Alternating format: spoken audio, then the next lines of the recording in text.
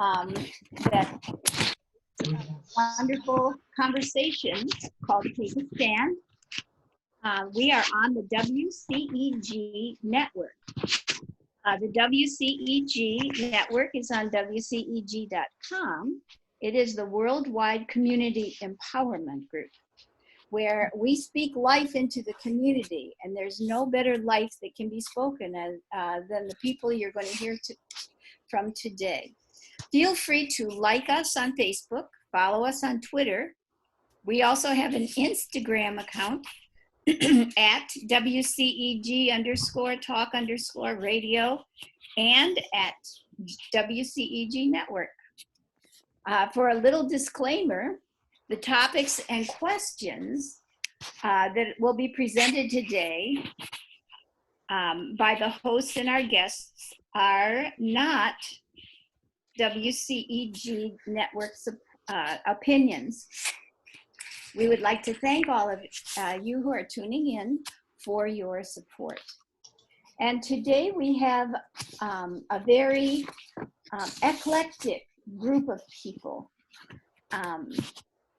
They are all very special. I consider them friends of mine and people that inspire me.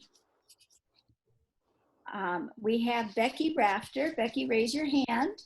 For those that don't know Becky, she used to be the executive director of Georgia Wand. That's where I met her. Georgia Wand is Women Acting in New Directions. And she was there for 6.5 years when I was participating in 1 Billion Rising. So we had some rising events at that particular time. Now she has a fellowship on sustainable energy and environment management at Georgia Tech. So it's just delightful to see your face again. And working with Becky is with 1 Billion Rising, I met Janelle Green. And Janelle is a masterful community organizer. Raise your hand, Janelle. And she is the co-director of the Georgia Coalition, of the Georgia Alliance for Social Justice. She is a phenomenal worker in terms of gathering the number of people in Atlanta around issues that are important to all of us. I remember, I think I first met her when we did the Women's March. How many were there? 66,000? Yeah, it was close to 70,000. Unbelievable. I don't know how you all did it, but what a team of people that you've gathered together and most particularly needed. So we'll hear more about you in a few minutes. She mobilizes and engages Georgia, not just the people in Atlanta, the entire state. So we really appreciate you. I do, at least, at most. And then we have Janet Kishbaugh. And Janet, my friend, is working for one of my passions, which is public education. Even though I was a sister for so many years and I worked in the Catholic schools, I'm very passionate about public education today. And Janet is a co-director with 2 others in Public Education Masters. She's a masterful woman that coordinates with others the Georgia Coalition for Public Education, of which I'm on the steering committee. Our goal is to invest as much energy and time as we can in presenting the concept of community schools as opposed to charter schools, and altering the movement of privatization of schools within America. So last but not least is my friend Mark Harding. Mark called me today and said, I don't know if I fit with this group. He is a parent and a wonderful friend who I asked to be on this particular session because he has become, since he's been retired, or even a little bit before he was retired, an activist. And one of the things that I would like people who listen today to understand is that no matter where you are in this position, the first step you take is the best step that you'll take in bringing about justice and ultimately peace. So Mark, I taught his children in school, and we've been friends many years. And I'm so proud to know that he's stepping out. And he has a good message, an inspiring message for all of us. Not present yet is Tim Franzen, and I'm hoping he'll come on. If he doesn't at the end, I'll tell some more about his mission and ministry. But first, I wanted to have people hear from all of you. And because excuse me, Reverend D. yes.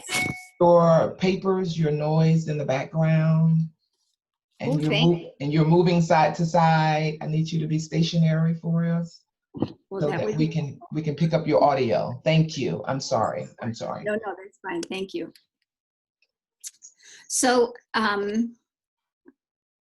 one of the issues that has been raised for me is that as I'm aging, where are the people that are passionate enough to carry on in the areas that are important and to me, and also ongoing.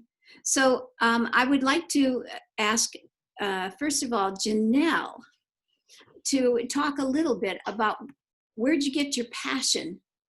How did all this get started? And how do you carry on?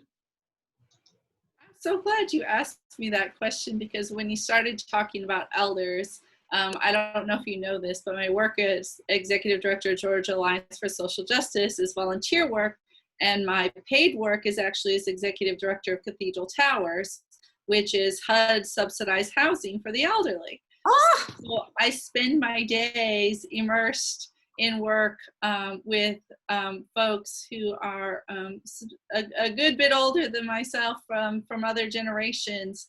And so I love spending my time with the elders, and it's your generation who's inspired our work. I think that being inspired by baby boomers that were involved in the peace movements and protest movements in the 60s and 70s were incredibly inspiring. And as my parents are boomers. My parents were very young parents, so they weren't involved in those movements. They were busy with me, but that's what was around me. That was our world at that time. And I think about the role models that we had, whether it was activists and women leaders. It was Geraldine Ferrara being the vice presidential candidate. It was these amazing women on television. We had Wonder Woman, Linda Carter. We had all of these amazing women who were strong and capable and independent and sexy and all of those things. And so I just felt like that was drilled into my brain. And I'm so grateful that so many of your generation have stayed involved, because there was a long time, I think, where a lot of people have been very quiet and haven't been super engaged. And I think that's really contributed to a lot of the issues that we're facing today. But to be able to see this intergenerational connectivity is so important, whether it's hearing from you and your past experiences, or some of I have civil rights leaders who live in my building, people who were really involved in marches back in the 60s and back into the 50s. And I think it's important to hear from them and to learn from your experience, so that we can continue to create a movement that is continues to be inclusive and relevant, using those lessons from the past and passing on that generational knowledge. And so now it's exciting for me to start to work with the millennials and Generation Z, and making sure that we keep that connection and we keep that momentum and give them those tools and that information so that they can continue to evolve the movement and make it a movement that's relevant for their generation. Wow, thank you so much. Very inspiring. And Jenna, what about you? I don't think I've ever asked you this question, but how did you, what inspired you to get on this? Well, I'm a mom, so public education is a logical choice. I'm a public education product for, all of my K-12 schooling. And I went to school at a time when each of my classes serially in 2 different school systems started to integrate through busing. And each year it seemed that my best friend was bused one year, became my best friend, was bused out the next year. And so I was very aware of the differences in the schooling experiences of kids my own age. And when I had kids, I decided that I would get active in PTA and across the entire district and know what was going on in all of the schools across the district. And it was very clear that there were very different educational situations for kids in my local elementary school and kids in other elementary schools. So we just started working to try and support all of the schools. So education is a logical jumping off point for parents. And I think if you're a thinking adult, you want every kid to have the same advantages. So that's sort of how I approach the whole thing, assuming that everybody wants the best for every child and see what we can do to affect that change. You've never steered to the left or right? I try to stay true to the mission of everybody having equitable situations, but I'm gay and grew up gay in South Carolina, so I'm very aware that there is a large community that doesn't think that others should have equal rights. So yeah, obviously I'm far more to the left than to the right, but what I'm really for in my work every day is a good education situation for every child. And that goes to community schools and making sure that the whole community is lifted up. Thank you. And thanks to the Supreme Court for giving us something to smile about today. One victory, yes. That's right. That's right. And so, Becky, what inspires you to keep on keeping on? And how did you get involved in the nuclear issues? Well, how I got involved with nuclear issues was learning about the communities that are affected by tritium and other radiological emissions and other non-radiological emissions that are being churned up pretty ferociously out in East Georgia, where they're building a new expansion of a nuclear power plant across the river from a nuclear weapons plant. And I didn't know that I have this deep family. I mean, I knew I had a family history with nuclear, but when I started working at Georgia WAND, which was formerly Women's Action for Nuclear Disarmament, and has evolved into more of an environmental justice, racial justice, gender justice, health justice organization, I found out that my family, which had lived around the 3 Mile Island. I'm hearing a really bad echo, so it's weird. It's not y'all's fault. It's just I'm hearing all my ums, and I'm like, I'm being attacked by my own ums. My grandfather, my grandparents lived a couple miles within the 2 mile zone of 3 Mile Island toward the end of their lives, and my grandfather didn't evacuate after 3 Mile Island had a partial meltdown. And the family lore, it's not just lore, but he was healthy, he had some heart struggles, but he wasn't having any type of cancer. And all of a sudden he got like this really strange, sudden bout of colon cancer, and that's what killed him. And so as soon as I started working at Georgia One, I had family members share with me more of their experiences around those stories of how he wasn't going to leave till his eyes started glowing and, you know, stuff like that, because so many people, you know, believe that you can have a nuclear reactor in your backyard and be okay. And we know that is really not the case.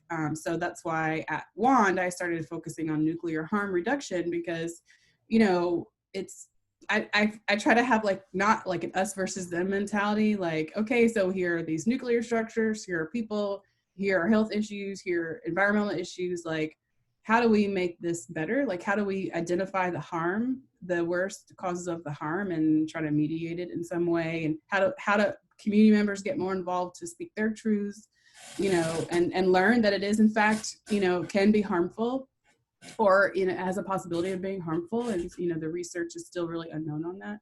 So anyway, it is a big passion of mine. At Georgia Tech, studying sustainable energy, I've had a fair share of my focus being on studying tritium, and I did like a cost benefit analysis of the new Vogtle construction. And I'm also looking at some other alternatives like demand response and energy efficiency, because these are also alternatives that would be more effective to invest and focus more on communities of color. And so I'm just trying to base my research in community, and that's how I end up with nuclear. Okay, long road to that. And as far as like what keeps me doing this work is just, you know, my commitment to liberation. And it started off as a commitment to liberation for Black and Brown and Indigenous people. And it's really evolved into a liberation of self, and a deep reflection about not just how I'm complicit in white supremacy and benefiting from it, and unconscious bias, and like, you know, replicating it in many ways, which I have done a fair share of, in some quite painful ways for others, but also like how is the system truly hurting me? You know, what are the internalized like sexism and internalized, you know, homophobia and queer phobia that I deal with, in addition to my internalized like white, we talk a lot about this recently, like internalized white superiority. I've been talking about it for a long time, but like internalized white superiority, and like how just as much as like the internalization of negative messages about yourself, I think you can also internalize these, you know, so-called positive messages or power messages. And so, you know, really, how did those harm me? In addition to the internalization of like sexism or whatever, because it's very easy to be like, oh, I'm not enough, you know, I'm not doing enough in this work or in the world, or doubting myself. It's hard to be like a queer chick at Georgia Tech. I'm gonna be really honest. Like, you know, like I'm used to like grassroots social justice, you know, work which is not perfect in any stretch of imagination. I mean, it has its fair share of racism and sexism, and just, you know, moving through in a new environment is different and difficult. But I'm right where I'm supposed to be. And I just got into the PhD program there in the policy school, and I've been excited about this particular leg of my journey, like really focusing in on how can I affect change in this institution? How can I affect change with these people around me? And then of course, continue evolving with myself. And outside of tech, also like in community, staying in community with all my people. So it's kind of where I am right now. I love it. I love it.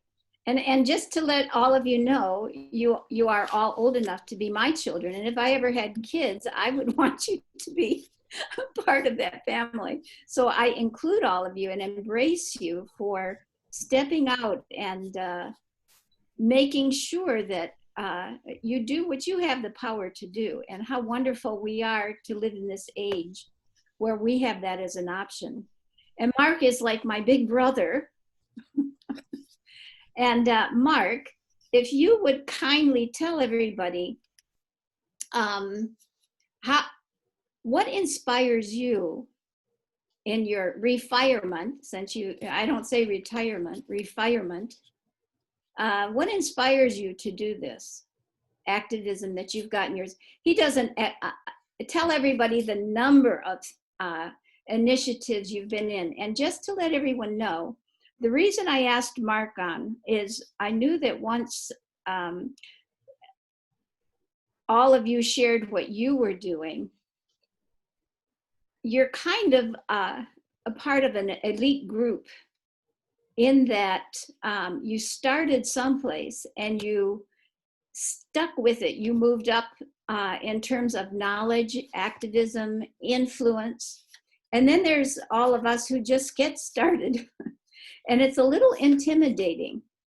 But I think what's most important for people that are listening to this is that you just get started, because we are all, every day I talk to people that are just overwhelmed.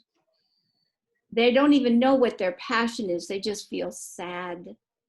And rather than stay at home and feel sad, step out. So that's what Mark has done, and I admire him for it. So Mark, tell us a little bit about your passions and how you step out. Okay. I just want to start by saying that I grew up, my parents were focused on justice, and particularly my mother. She wasn't an activist, but being fair and just was of vital importance. And I would say that probably most of us have someone like that in our lives that got us formed to become the people that we are. And I've been a spiritual person. I was raised in the Roman Catholic Church. I am a Roman Catholic. And I'm now a bit, I feel like I haven't been especially active in this regard, but I have done actions regarding trying to eliminate gender discrimination and homophobia and homophobic discrimination within the Catholic Church. And I pray for the continued evolution of my faith community. And what started me off really, as far as being more currently active, is a program that was from the Catholic Church called Just Faith. And I would recommend that. They have a Protestant and I think they may have even a Jewish module or segment for this, but it's a program that just helps to educate people about justice and poverty and care for the poor, and the responsibility that we have as people to be socially engaged and just and bring about change. And that really, I think, was kind of a turning point for me. And I participated that back around 2010. And about that time, I also became aware of the School of the Americas and the School of the Americas Watch, which tries to shut down the School of the Americas. And the School of the Americas is trying to bring about justice for the people of Latin America. I won't go into a long description, but basically the United States, through its economic and government, policing, CIA, and the School of the Americas trains security forces, military in South America to oppress their own people. And they actually taught torture and other means of suppression. And this is taught right now. This school resides right now in Georgia, in Fort Benning, Georgia. So I found out they had an annual rally. I went down there. I met scads of people from massive backgrounds, and I was very moved, very impressed by that. And I know, Diane, you've also been very involved with Father Roy and the School of the Americas. Then, I've got involved with Georgia Peace and Justice Coalition. when I discovered them here in Atlanta, and the Jewish Voice for Peace here in Atlanta. And as I became aware of these different organizations, I also participated in some of their events and became more inspired. Later on, in 2014, Tim Franzen, who unfortunately is not with us right now, and he through the Quakers, I forget the AF American Friends Service Committee, yes, organized a march for Black Lives Matter, with Black Lives Matter, and we marched on down Peachtree at night with lit signs to Amy Grant's concert, and we had a die-in in the lobby. And that was my first real action of any sort. And it was Tim knew what he was doing, and everybody was safe, and it went very well. But since that time, I've just become so conscious. I think one of the biggest problem that I've encountered is that most people just don't know. They, at least in my white middle class, upper middle class, whatever communities in Cobb County where I live, people aren't really educated and informed about the injustices that are the myriad injustices that are persistent and have been going on without our knowledge, or at least that's my history. And once you become aware of it, you realize how systemic it is and pervasive it is. I'd love to tell you why all the details, but I won't go on much longer. I mean, I'm currently, I supported a zillion organizations, and the organization that I'm currently most active with, or have been for the past couple of years, is an organization called Move to Amend, which is something that I feel is critical for our society, and it crosses all the boundaries of poverty, racism, and immigration, the whole 9 yards, the prison industrial complex, military industrial complex. And that is a movement to amend the US Constitution to establish that only human beings have constitutional rights in the United States, and that money in electoral politics is not equivalent to speech, and therefore Congress has the right and must regulate campaign contributions to control the perversion of our government by big money and wealthy interests.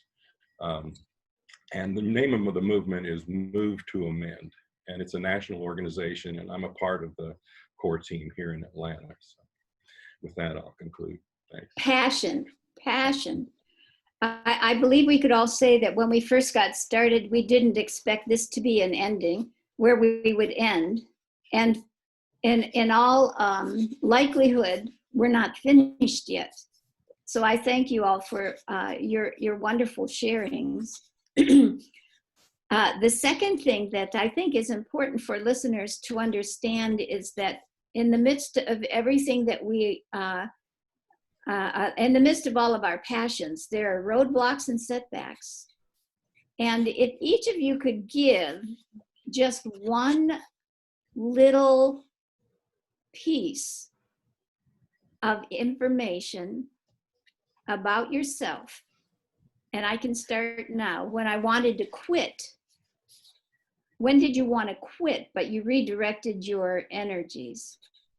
And I can tell you that having experienced within the Catholic community, not the community, the hierarchy, the issues that are prevalent in terms of gender discrimination,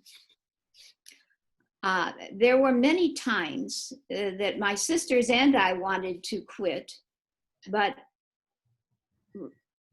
redirected the roadblock into seeing that it is not an obstacle, but it's a jumping off point. And so that's basically why I became a priest within our religious tradition, and why I choose to continue the tradition in terms of saying that inclusion is a goal, and that is what I am about, and I'll go as far as I can. So from that overwhelming bit, that's how I redirect my energies. And so, Mark, let's go for you, because I know that you're going to have to leave. And is there any point in time where you just wanted to quit doing what was your passion and you redirected your energies? Well, the moments that I can think of where I've felt the greatest challenge to continue is when I've worked with an organization such as like with the Catholic Church, where I feel overwhelmed with the challenge. And there's a price, you know, I mean, nobody who's really going to be engaged in social justice work is going to do that without some cost. Mm-hmm. And that's one of the things that's inspired me when I think back to the civil rights movement, just very briefly, is the fact that there were people who had children, who had jobs, who had a lot to lose, who stood up and took the chance and faced the consequences in spite of the fact that it was going to do them harm if they did. And that courage inspires me. And so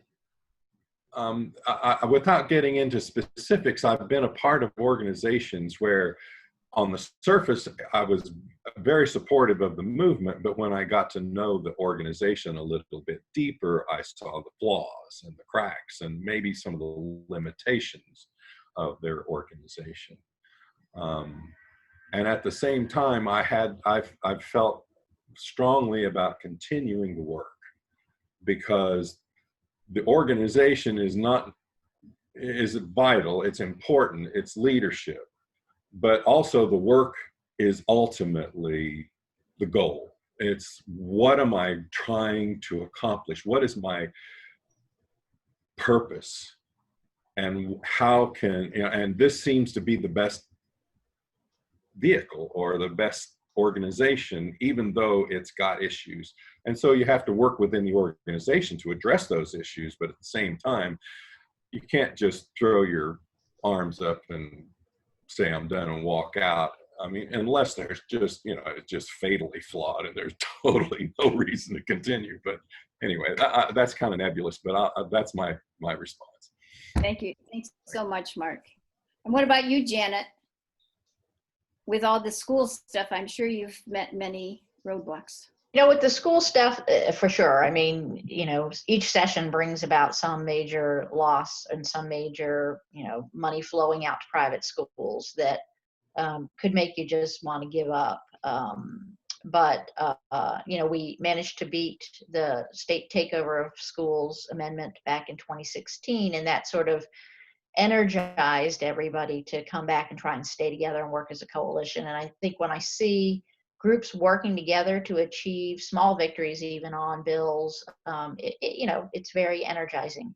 You know, we have the budget hearings are started right now in the Senate Education Committee, going on right now.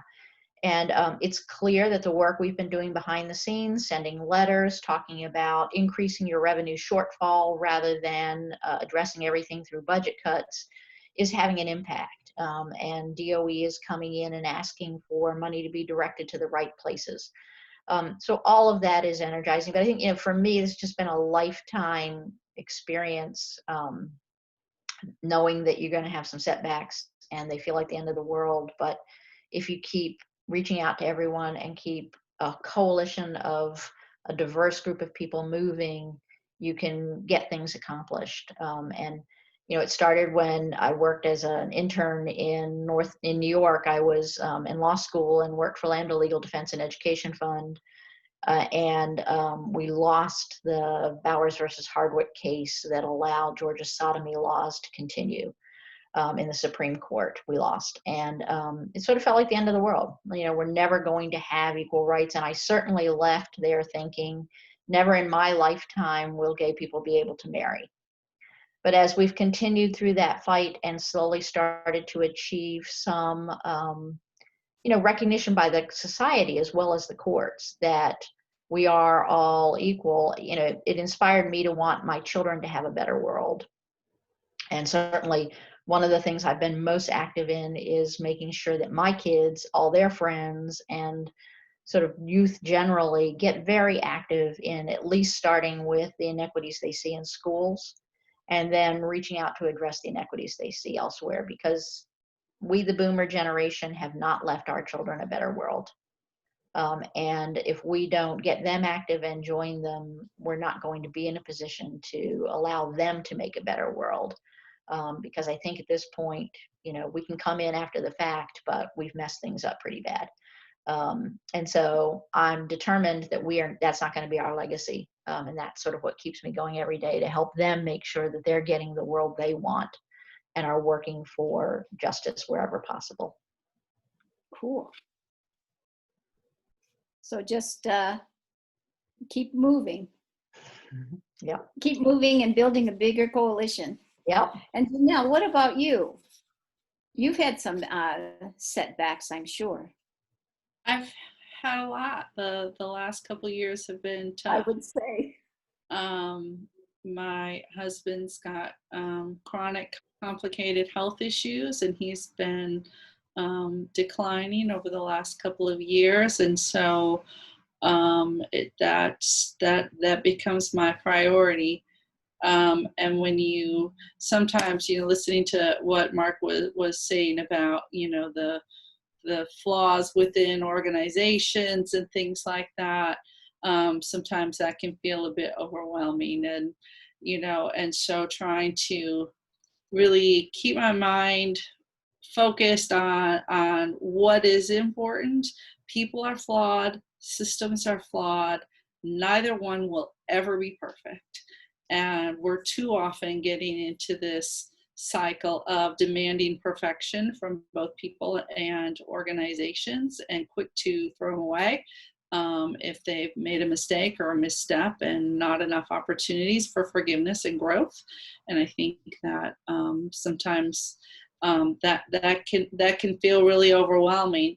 I simply have to remind myself that quitting's a privilege, and that I can't do that. I might not be able to do everything I want to do all of the time.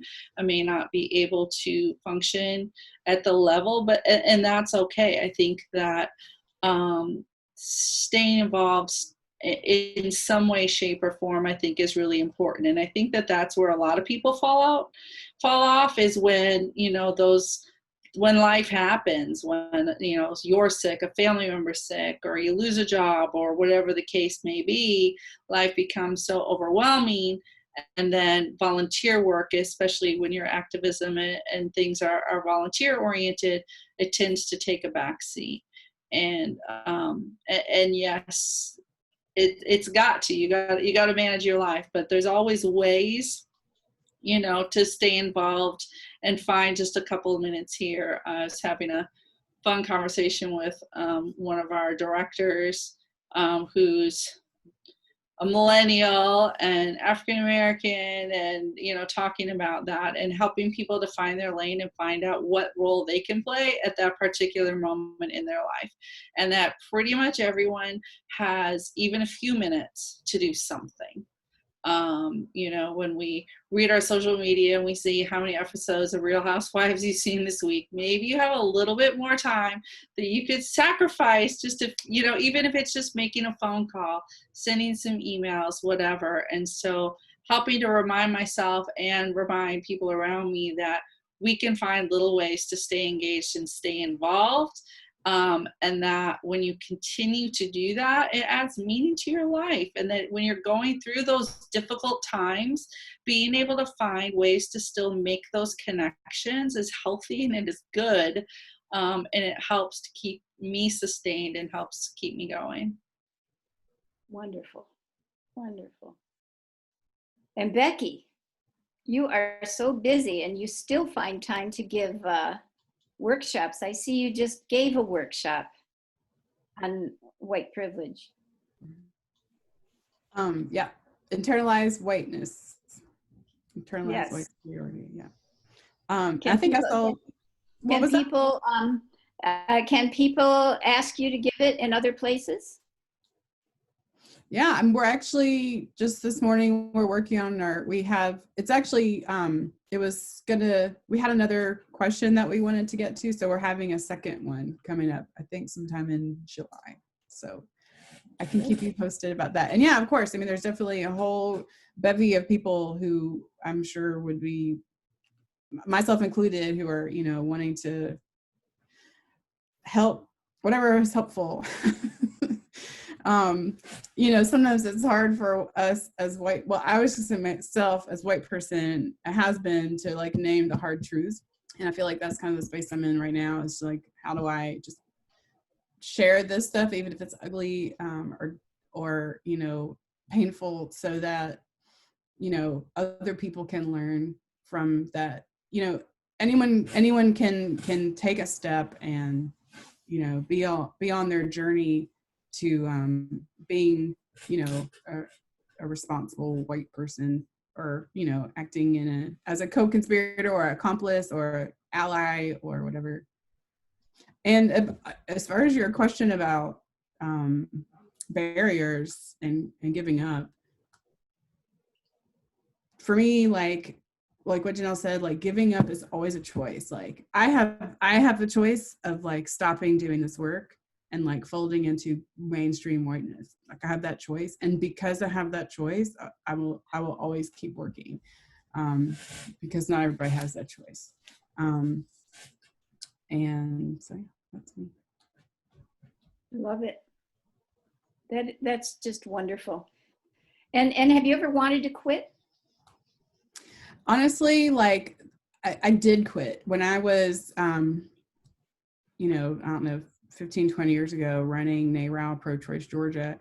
I got really frustrated with trying to move a racial justice, racial equity model in, a traditionally mainstream, majority white, traditional reproductive rights and health organization. And honestly, I think I gave up.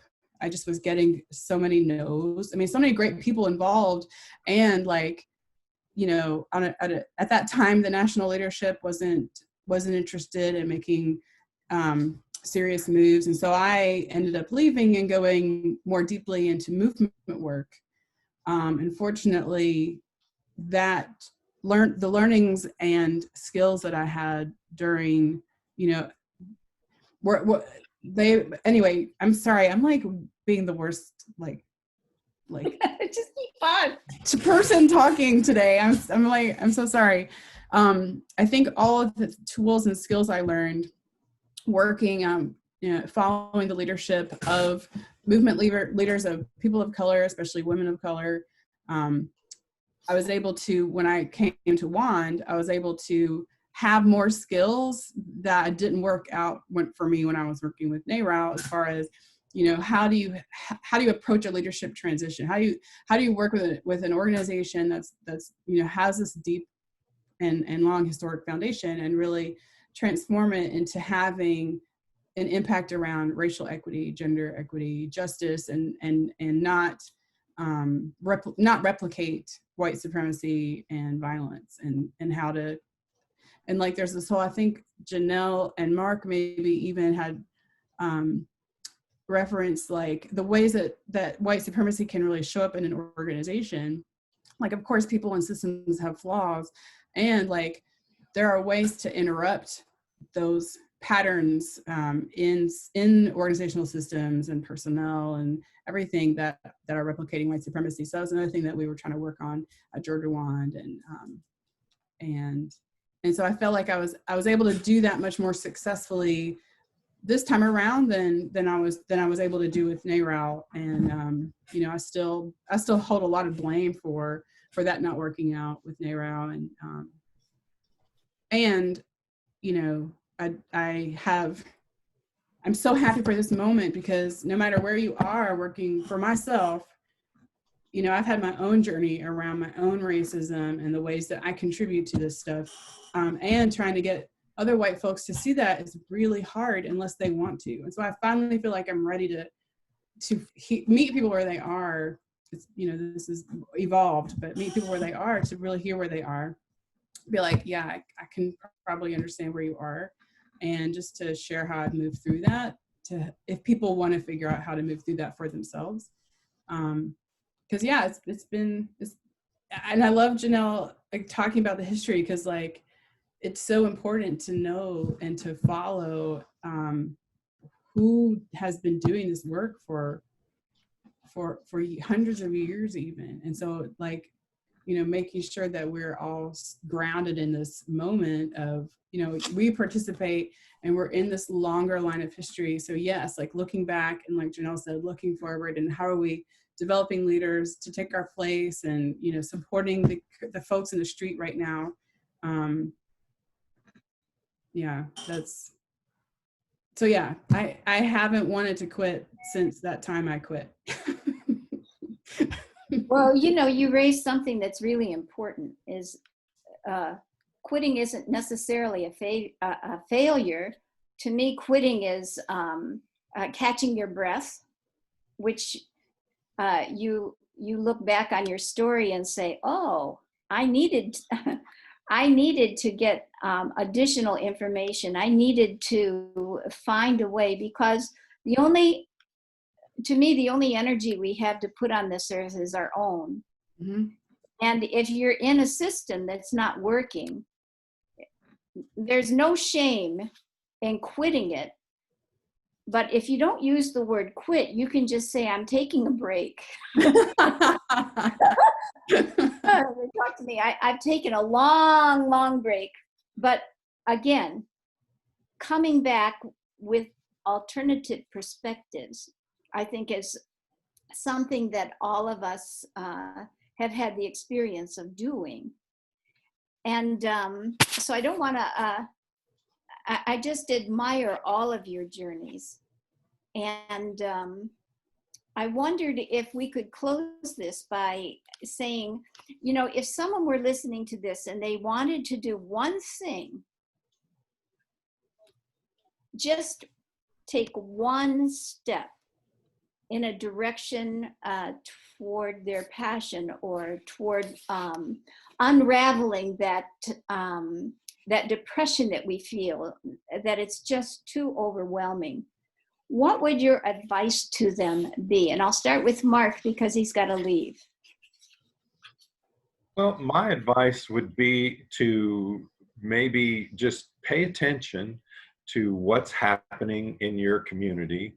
When you hear of an event that sounds like it's going to represent something important to you, participate. Just go. I mean, you don't even have to speak or anything, but just show up and allow the event, whether it's a form of education, or whether it's a form of activism, or whether it's you know, some group that's just trying to help bring about justice in an area that's important to you. Go ahead and show up and get on their mailing list, and become involved in just getting more informed by participation. That's my recommendation. One of the things this very wise doctor told me once is that there is a primary instigating incidence that pulls you or draws you. It makes you feel very uncomfortable, and from that uncomfortability, move on. So thank you so much, Mark. I know you got to go. Give Tina my love. All right. And what about you, Janet?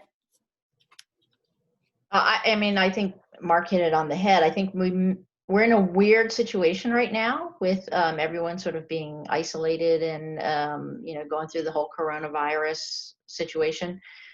But if you watch the news every day and if you keep up with, you know, reading the paper and trying to stay, you know, woke, sort of the new term, something will touch your heart, right? Something will inspire you that that is an issue that I care about and I've got to be involved in that, because the injustices right now and the inequities are everywhere. And we're finally starting to pay a little bit of attention to them.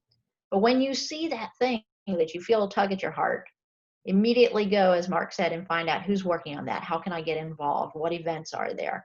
It's fairly easy to do now with the internet. And then the added advantage right now is you can participate a couple of times by Zoom or by listening to a webinar or by sort of anonymously sitting and deciding where you fit into the thing without going out into the street and potentially, you know, exposing yourself to the virus or getting involved in something that doesn't feel right.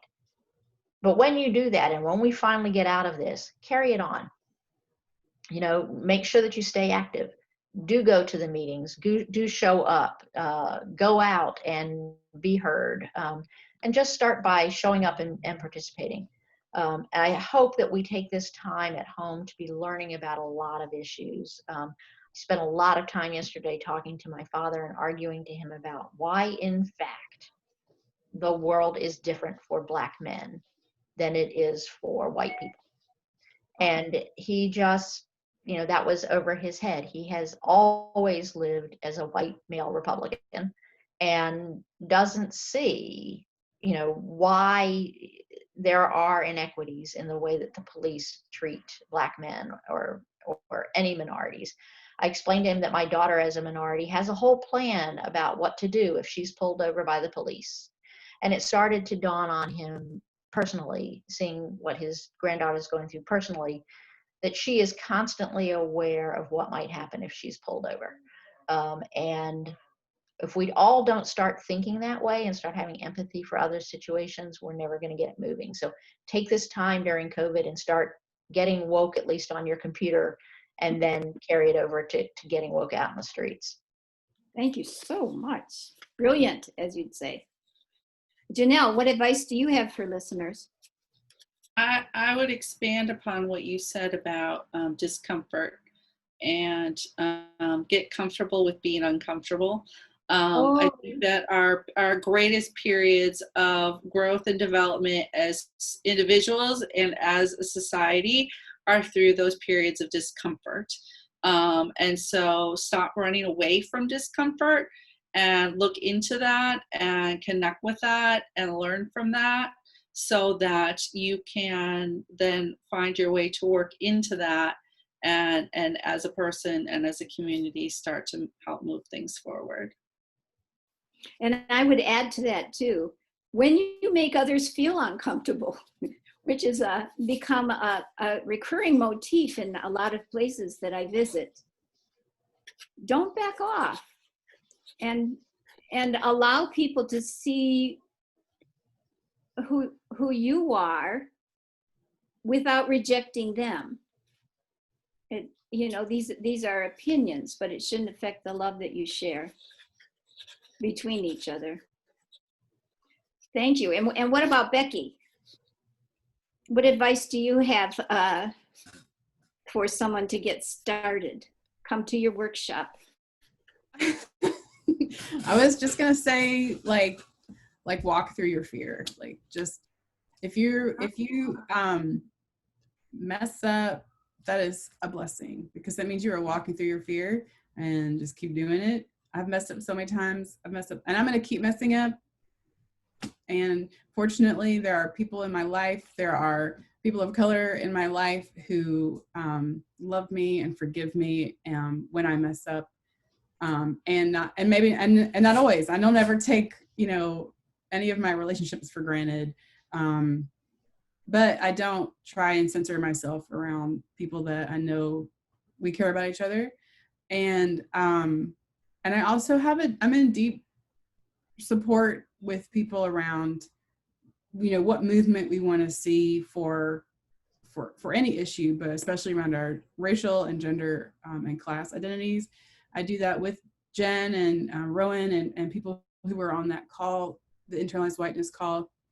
And I do it in a practice with Be Present, which is an organization that, really helps people move through just stress and oppression around these things. And so I guess walk through it, and if you can do it in community, like, it's much better, because you can, whether it's like an organization or a group of people or a church or a religious based ministry or, your family, there are resources for everyone.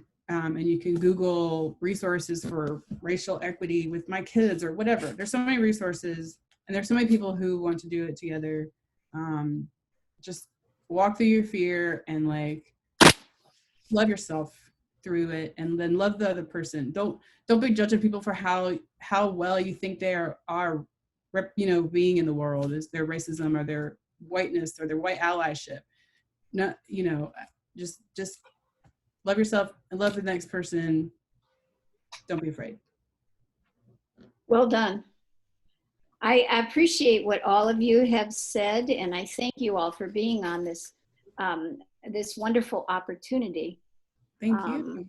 For me, this is my opportunity.